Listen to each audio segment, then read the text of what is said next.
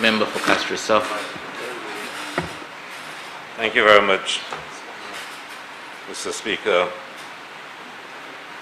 Mr. Speaker, just a few comments I would like to make, Mr. Speaker. I think the Leader of the Opposition, the member from Castres East, raised a point that we did not have before us the latest NIC reports that would have been tabled in Parliament, which would have given us a sense to read about the state of the NIC. And I think he also made the point that we did not have before us the regulations, and I want to come back to this. And the point was also made that since this was an idea from the chairman or the board of the NIC who called the Prime Minister, that it might have been useful for us to really understand the thinking, the details, and if the actuary was contacted, what was the advice that was given? Because, like the member from Beaufort South said, this is a very serious matter. And I think the Leader of the Opposition, member for Castres East, stated that we will support any assistance that is given to the people of St. Lucia. But at the end of the day, and clearly articulated by the member from Beaufort South, there will be a life after COVID. We cannot assume that this is the end of the world. It may very well be, but we cannot operate on the basis that this is the end of the world. So there will be persons expecting in the years to come that they would want to receive their pension payments. So we've been asked to come here in this honorable house to approve an amendment. We do not have the actuarial report that guides that decision. We do not have the NIC annual statements to guide us. But even more importantly, or equally important, we do not have the regulations. Now, I know regulations do not normally come before the House for approval. But given the critical nature of the decisions we have to make today, not the decision to provide assistance, but the decision as it relates to we acting as legislative trustees, as the member from Beaufort South said, of the NIC. Because a lot of the questions that I have could probably be answered if I saw the regulations. And Mr. Speaker, it would have been so much useful. And I heard the Prime Minister earlier, and I usually listen to him very carefully. He said about decision making and the respect for democracy, and they like it when people ask questions, and they like it when persons raise issues. It ought to have been seen as something which is fundamental to share with us the details of the program. There we are asked to approve amendments to the legislation for a program that we don't even see the details of the program. We've heard details from a presentation made from the Prime Minister. The Prime Minister said it would cost between 33 million and 80 million. I heard the member from Ancillary Canary says it will cost 33 million. I read a short while ago that the Prime Minister did an interview this morning where he said it would cost about 100 million. He was quoted in a media outlet that it would cost about 100 million. So you're asking me to come in here to approve amendments, but I don't know the details. I don't know if it's 33 million, 40 million, 50 million, 70 million, or even 100 million, like the Prime Minister said this morning in an interview with one of the media houses. So I'm a bit lost, Mr. Speaker. And I must say to you, Mr. Speaker, that in as much as we support the economic relief program, we feel that there ought to be more disclosure for us to be able to properly represent the people who sent us to Parliament. Be that as it may, Mr. Speaker, I will raise my issues on the various clauses, and I'm sure there will be answers somewhere, somehow. And of course, I expect the usual persons to say we are being political to ask questions, because nowadays you must not ask questions, because if you ask questions, you are being political. If you say that the policemen need the toilets, then you should not have said that in here. You should have said it on a side secretly, because it's political when you say that. But I will still ask my questions, and I can be called political.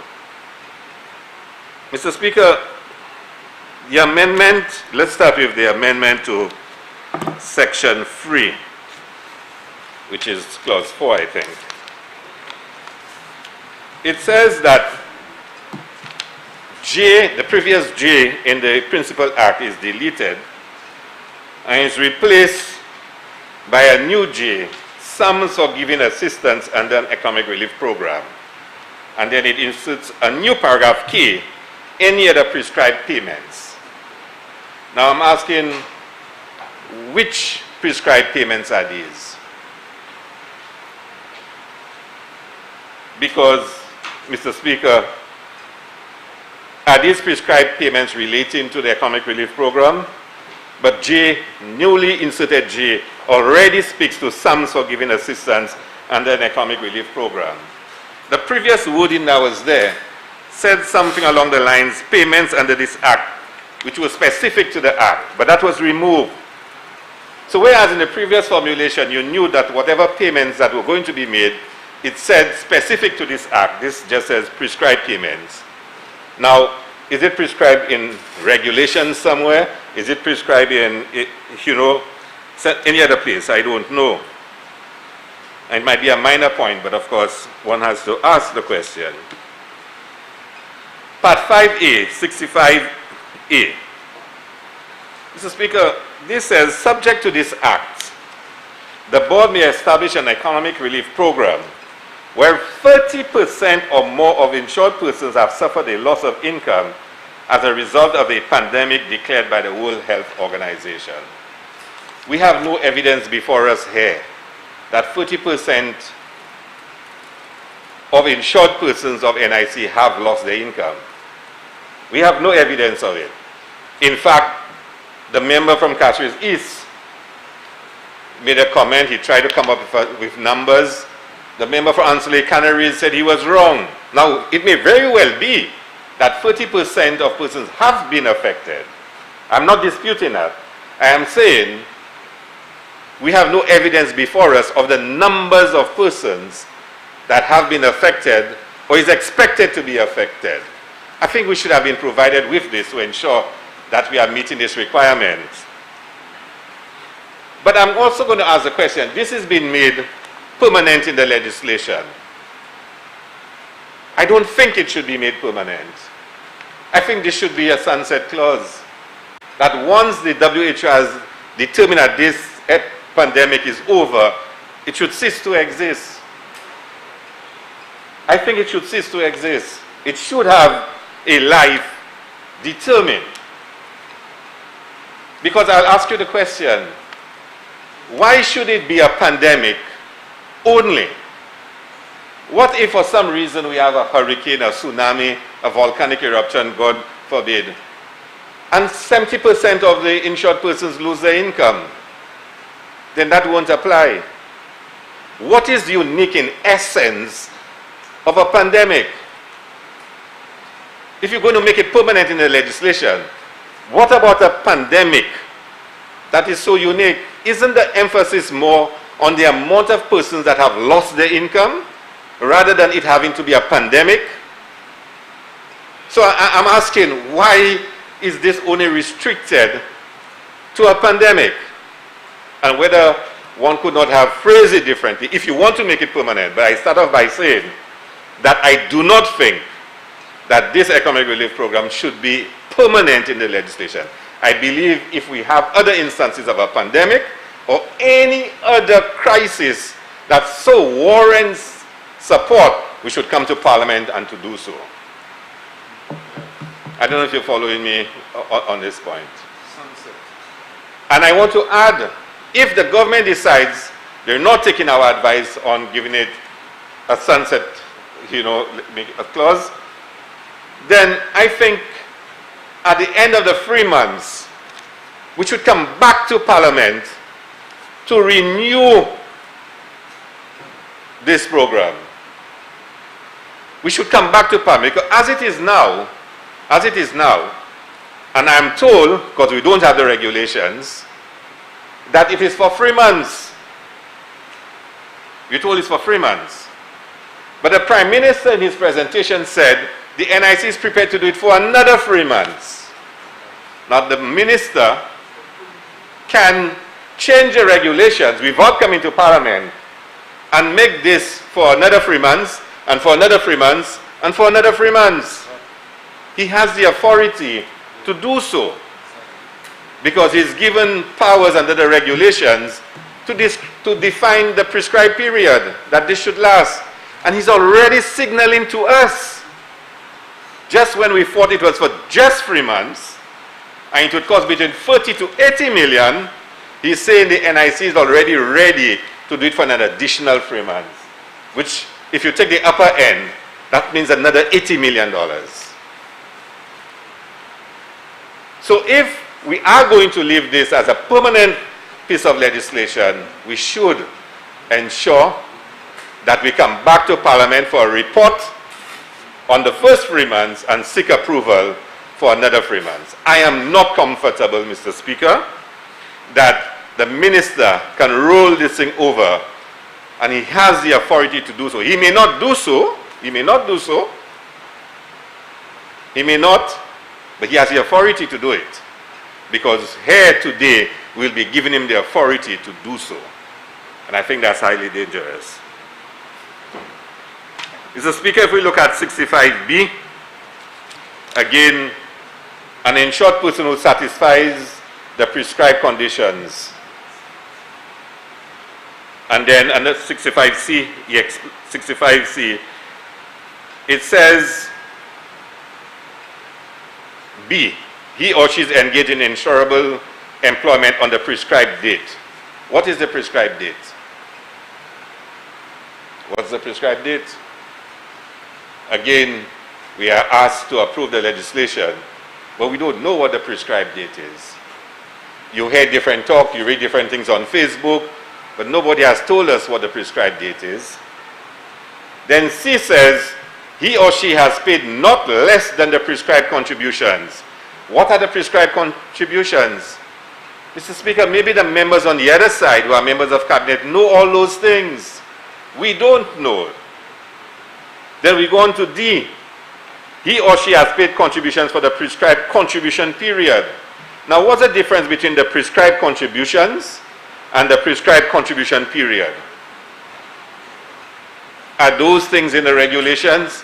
Can we please just see the regulations? Can somebody just share the regulations with us, Mr. Speaker? If we are going to approve the legislation, which we're not opposed to it, and I want to make that point for the record, we are not opposed to the legislation. So can somebody just share with us what the regulations look like? Because there are things being spoken of.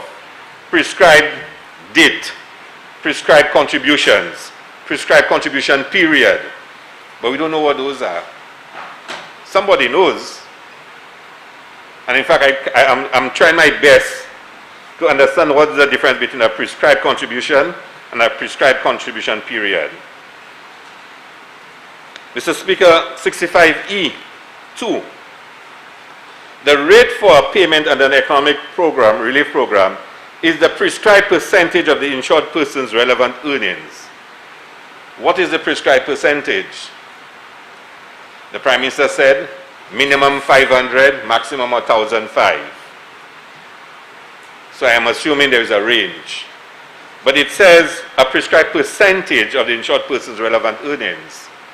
Again, members on the other side probably have the answers. We don't. So can somebody explain that to me? And can I also ask whether that's in addition to what persons who have laid off are receiving? Because some employers now, a couple of the hotels I think, are paying 40% of the employee's salary. So if an employer is giving 40% of the salary, is this a top-up or is this in addition to? And maybe members from the other side can answer that to us, because we don't know what the percentage is. Again, Mr. Speaker, if we had the regulations, we can, and again, we're not opposed to the legislation, but if we have the regulations, we can make decisions that are better.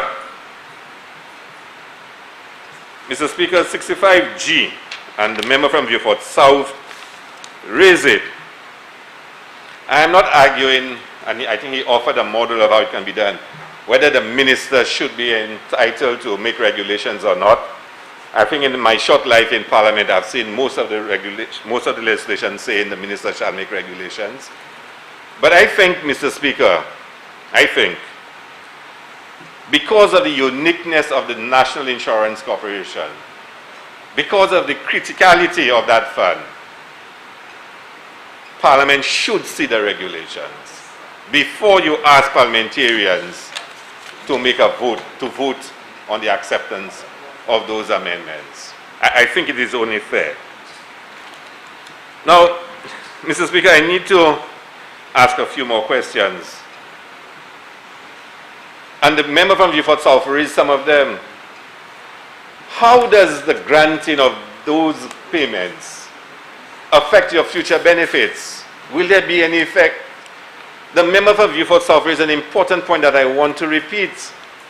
He says, the member from Miku South said that those monies, which can be up to 100 million, would have no effect on the NIC and would not affect its viability. And he asked rightfully, does that mean that NIC has about $100 million that is available, that it can just use, and it will have no effect on its viability or on its future benefits? Because if the NIC has $100 million that it can make available, then we need to ask some serious questions. Not necessarily in a bad way, but it means our NIC is very liquid and has probably underpaying benefits to contributors.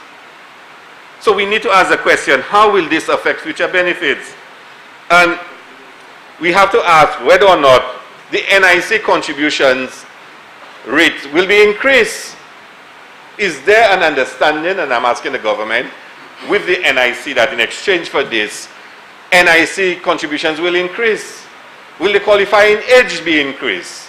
Let's be transparent. Say to us, because of this grant, the NIC contributions will be increased next year, or the qualifying age will increase, because you cannot just have $100 million and you're ready to go for another 3 months, and there will be no effect on the fund, on the viability of the fund. That defies logic for me. That defies logic. You cannot just grant $100 million or even 80 million and do it for another 3 months, and that has no effect on the fund whatsoever. So is there an expectation that government would raise the NIC contribution, that it would raise the qualifying age? And we need to ask the question, and I am of the view that this money should be a loan to the government of St. Lucia. Even if the government takes 30 years to pay it, 25 years to pay it, it should be a loan to the government of St. Lucia. It should not be a grant of funds. We need to safeguard the NIC for the future pensions of St. Lucians. And times are hard now, but times will get better. And the NIC must remain viable. And the idea that this is a grant that will have no effect on the NIC, I don't think, Mr. Speaker, we should accept this. This should be a loan to the government of St. Lucia to be repaid whenever the government is able to pay it. Now, Mr. Speaker, I was tempted because I heard in the submission of the member from Miku South, he spoke about the state of the economy and how bad things are. And let us all agree, these are unprecedented times.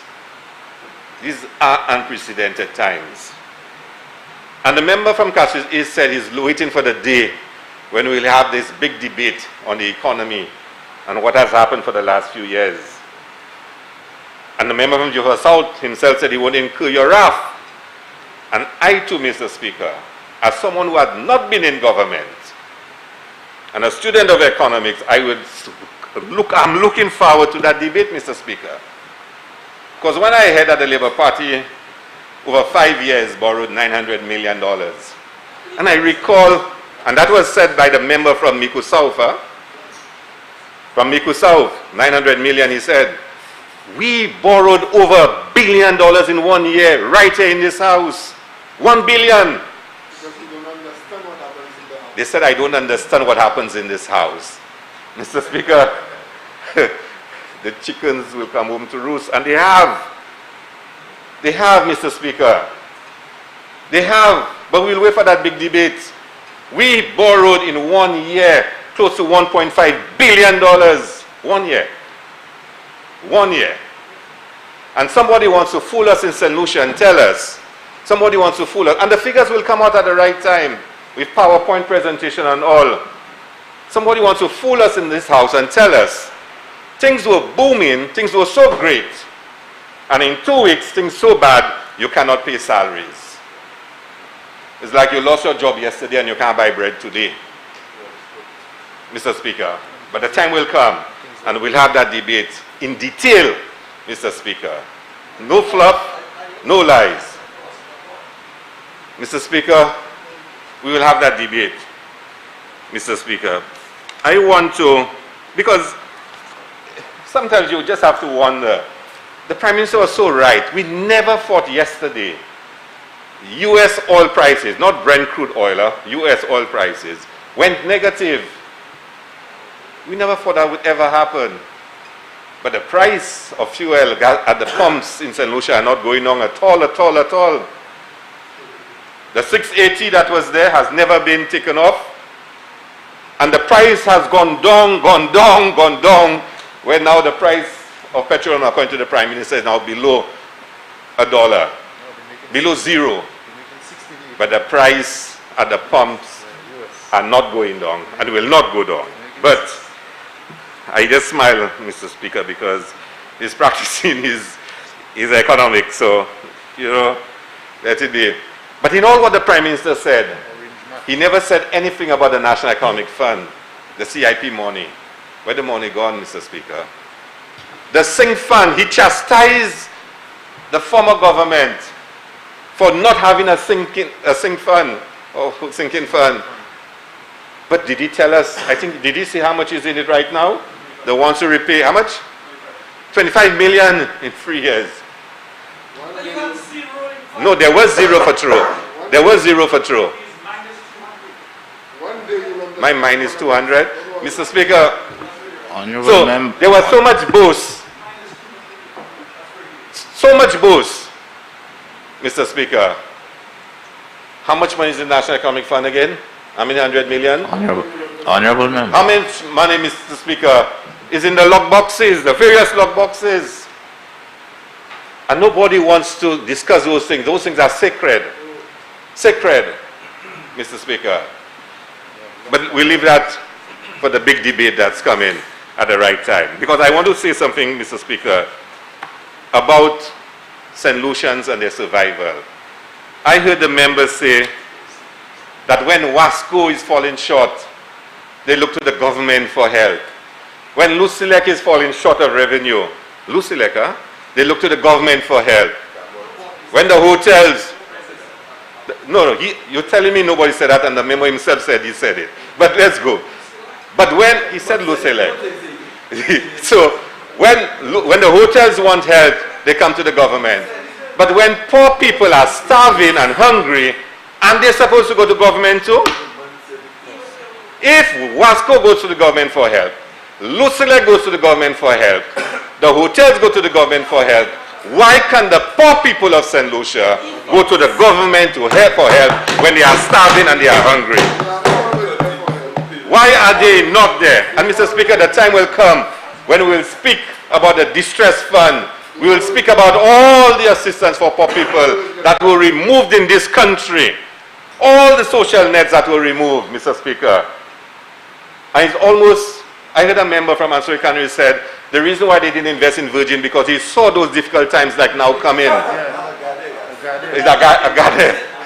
He said that. He said he saw those difficult times coming. He said that. I even whispered, I said to him, so you saw COVID coming? Didn't he see all the social nets that were removed by the government? But that big debate will come, Mr. Speaker. Honorable member. Yes, Mr. Speaker. You said you'll have time to do all your debating at the Yeah, I'm just giving a preview, a trailer of what's to come. But Mr. Speaker, Jackie Chan and Bruce Lee. Mr. Speaker, there are people in this country that are struggling, that are hungry, that are facing real difficult times, Mr. Speaker. And I must say, Mr. Speaker, our first priority in this country must be the survival of our people, Mr. Speaker. The survival of our people. I heard the government speak of a social stabilization program. It spoke of non-contributors getting assistance. I'm glad the Prime Minister announced. Listen to his words. Because one thing, Mr. Speaker, the Prime Minister is a master at what he does. He can mama guy, and he can flash those lights. And, he's a good marketer. He can present very well. But he knows how to mama guy, Mr. Speaker. So the Prime Minister, people who are non-contributors to NIC, listen to this, non-contributors to NIC, that are suffering right now, that are in pain right now. He says he's going to give NIC $20 million to take care of them. I think he said so. It would also help farmers and fishers, whatnot. But hear this, the money has not even been negotiated yet. And he looks across and he says, from the Exim Bank of Taiwan, and members opposite knows how long those negotiations take. Those negotiations take about a year to complete. About a year. You're not us, and you can't start the airport yet. You're not us, Mr. Speaker. Mr. Speaker, how are the non-contributors of NIC that's going to get 20 million EC going to be told whether they're getting monies next week? They are waiting on a negotiation with Exim Bank in Taiwan that can take up to 1 year. Mr. Prime Minister, Member for Miku South, I hope you set a new record and you get those monies within 2 to 3 days. Because by next week, those people who are non-contributors will be in serious conditions in St. Lucia, just to basically get food for them to eat. I heard an announcement, and we're talking about NIC amendment to give relief to people who lost income during COVID. I heard about an announcement for bus drivers. I'm sure the member from Catchy Southeast will take some interest in that. I heard a minibus association say the money that the government promised them was money the government already owed them. I heard it on the news. That the announcement which was made that assistance will begin, these are monies already owed to them. I heard, Mr. Speaker, money will be given to the farmers. And I heard they got $1 million, I think it's from Invest St. Lucia, Mr. Speaker. The farmers are owed about $4 million. Isn't that the case, member from Beaufort North? The farmers are owed about $4 million. That's money that's owed to them. But you announce an assistance to the farmers and you give them $1 million of the $4 million that's owed to them. Mr. Speaker, Mr. Speaker,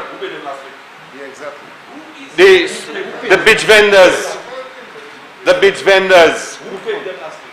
the small business persons, Mr. Speaker, what is there for them? If NIC chairman did not call the Prime Minister and offered him this measure of hope, there would be nothing in place for the poor, struggling people of St. Lucia. So far, the only thing that seems meaningful and true is what the NIC is offering. Only what the NIC is offering.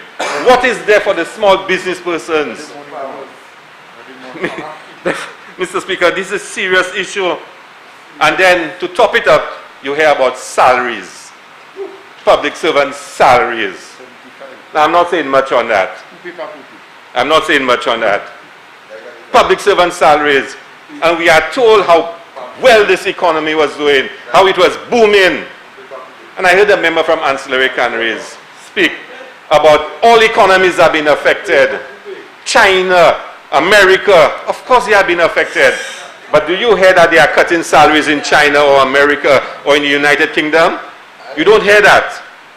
You don't hear that. But we're comparing that all those big economies having problems, so St. Lucia can have problems too. I know times are difficult. We know it. We know it. But the people of St. Lucia who you are saying you want to cut their salaries, they don't want to be sacrificial lambs. They want, I'm sure, they don't mind making a sacrifice. But don't make sacrificial lambs out of them. Don't. And that is what the fundamental issue is. That those people have no trust in this government. Because there is no transparency, there is no accountability for the true state of the economy of St. Lucia. Because we were doing so well at the beginning of March. 3 weeks ago. We were having uninterrupted tourism arrival, billions of dollars coming in from tourists. And you tell me, within this 2 weeks, it has crashed so badly. We cannot pay salaries. You cannot even borrow money to pay salaries. Honorable, But you see, the minister will never believe that he should borrow money to pay salaries. Honorable But Cabot member. will get monies. Ojo Labs will get money. Honorable member. Yes, Mr. Speaker. I think I've given you enough. To speak about assistance? No, you have to tie to what Okay, is I'm before signing it. I'm us. signing it. I'm But you comparing it keep to what the going. NIC is giving. Thank you very much, Mr. Speaker, for the guidance. Let's compare it to what NIC is giving. And NIC is giving a lot, and the government is giving nothing. Mr. Speaker, the problem creators cannot be the problem solvers. They've created this problem. This government has created this problem. All COVID did was to expose it. That's all COVID did. The government created the problems, and COVID is now exposing it. But we'll come to that debate in greater detail another time, Mr. Speaker. Of course I'm listening to myself, Mr. Speaker. I haven't started yet. Mr. Speaker. Who tend to send the banners to France like now, sir? Oh, if we can. Yeah, Mr. Speaker, you know, I heard a member from Ansari Canaries, and that's one of the things I don't like about this government, is you cannot trust their word. I got calls, Mr. Speaker, calls from constituents on cruise ships, begging, Mr. Speaker, for me to ask the government to help them come back home.